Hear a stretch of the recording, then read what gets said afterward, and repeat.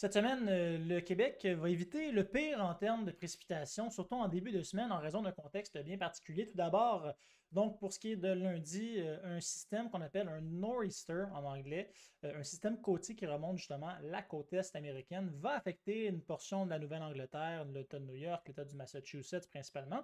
Mais en raison d'un anticyclone bien campé sur les provinces maritimes, eh bien, ça protège en quelque sorte le Québec du plus gros de ce système. Donc, on voit ici l'évolution de celui-ci. Bon, il va remonter le long de la côte avant d'être rétrogradé en raison de ce blocage un petit peu plus vers l'est, mais on voit quand même, bon, un petit débordement de nuages sur le sud et le centre de la province. Donc, on n'évite pas totalement le système, mais on évite quand même la grande majorité. Donc, oui, on pourrait avoir un petit peu de nuages là, qui débordent, surtout lundi, mardi, mais on pourrait également avoir des petites zones de précipitation, possiblement là, pour les secteurs les plus au sud. Donc, pour ce qui est donc de la première journée de la semaine, une journée quand même assez douce, malgré ces nuages un petit peu plus présents. 18 prévus là, en maximum pour le sud du Québec, c'est quand même largement au-dessus des normales saisonnières. De même que l'est du Québec, eux qui vont avoir plus de soleil et des températures, encore une fois, assez confortables pour le milieu du mois d'octobre. Par la suite, mardi, semblable au niveau des températures. On va peut-être même aller frôler la barre des 20 degrés pour Gatineau. Montréal, similaire, 18. Mais cette fois-ci, on a des risques de pluie, comme on peut voir ici. Sherbrooke, ça risque d'être particulièrement gris et assez frais en même temps là, avec le débordement de ce système. Sinon, ailleurs au Québec, on reste autour de 15 degrés avec un mélange de soleil et de nuages. Donc, généralement, cette semaine va être, bon, pas complètement grise, mais pas non plus largement ensoleillée comme ce fut le cas pour les dernières. On voit ici que sur un maximum d'environ 11 heures à ce temps-ci de l'année, on va aller chercher à peu près la moitié et même un peu moins parfois de ces heures d'ensoleillement quotidiennement. Donc, surtout le début de la semaine qui va être un peu plus compliqué, jeudi aussi, mais ça devrait s'améliorer tranquillement en allant vers le week-end prochain, samedi, dimanche, qui s'enligne pour être pas mal belle comme journée.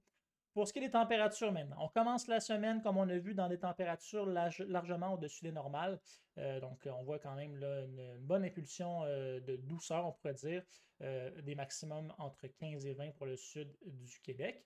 Par contre, les choses vont changer un petit peu surtout vers le milieu de la semaine, alors qu'on devrait avoir le retour d'un creux en provenance du nord. On pourrait donc avoir une descente d'air un petit peu plus froid.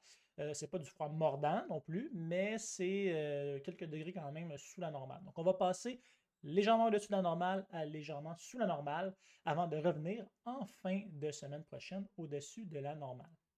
Donc, le point pivot, c'est vraiment ce mercredi, en plein milieu de la semaine, des maximums aux alentours de 12 degrés dans le sud, pas particulièrement chaud. On va être près du 10 pour Sherbrooke et Gatineau. Il va faire littéralement plus chaud, on pourrait dire, à Gaspé que dans le sud du Québec.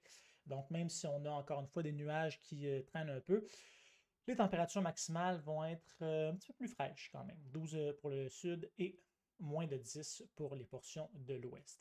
Généralement, sur la semaine au complet, par contre, on voit ici qu'on va, oui, commencer dans la douceur, avoir du temps un petit peu plus frais en milieu de semaine, mais on devrait regagner non seulement le soleil, mais aussi les températures un petit peu plus douces vers le week-end prochain.